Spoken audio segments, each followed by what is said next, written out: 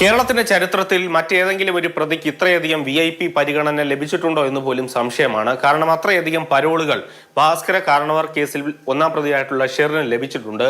അത് ശിക്ഷ ലഭിച്ച് 1.5 വർഷത്തിന് ശേഷം പോലും പരോൾ ലഭിക്കുന്ന ഒരു സ്ഥിതി ഉണ്ടായിരുന്നു. അത് പലപ്പോഴും ഈ പരോൾ നൽകുന്നതുമായി ബന്ധപ്പെട്ട് പലതരത്തിലുള്ള വിവാദങ്ങൾ ഉയർന്നു വന്നിരുന്നു. 2016 നിയമസഭാ തെരഞ്ഞെടുപ്പ് നടക്കുന്ന സമയത്ത് പെരുമാറ്റച്ചട്ടം നിലനിൽക്കുന്ന കാലഘട്ടത്തിൽ പോലും ഷെറിന് 30 ദിവസം ആദ്യം പരോൾ നൽകുന്നു. അതിന് പിന്നാലെ വീണ്ടും അത് നീട്ടിക്കൊടുക്കുന്ന സ്ഥിതിയെല്ലാം ഉണ്ടായി. അങ്ങനെ പലപ്പോഴായി വിവാദത്തിൽ നിറഞ്ഞു നിന്ന ഒരു കേസാണ് ഈ ഭാസ്കര കാരണവർ വധക്കേസും അതോടൊപ്പം തന്നെ ഈ ഷെറിന്റെ ജയിൽ മോചനവുമെല്ലാമായി ബന്ധപ്പെട്ട് നിൽക്കുന്നത്. 3 ജീവപര്യന്തം ലഭിച്ച പ്രതിയാണ് ഷെറിന്. അതിനുശേഷം ശിക്ഷ ഇളവ് ചെയ്തു കൊടുക്കുന്നതിന് വേണ്ടി മന്ത്രിസഭ ചേർന്ന് തീരുമാനിക്കുകയായിരുന്നു. അതിന് പിന്നാലെ വലിയ വിവാദങ്ങൾ, മന്ത്രിസഭയിലെ ഉന്നതർ തന്നെ ഈ ഇളവ് നൽകുന്നതുമായി ബന്ധപ്പെട്ട് ഇടപെട്ടു എന്ന വിവാദങ്ങൾ ഉണ്ടായി. അതിന് പിന്നാലെയാണ് ഇത് ഗവർണറുടെ മുമ്പിലേക്ക് ഈ മോചനവുമായി ബന്ധപ്പെട്ട കാര്യങ്ങൾ വരുന്നത്.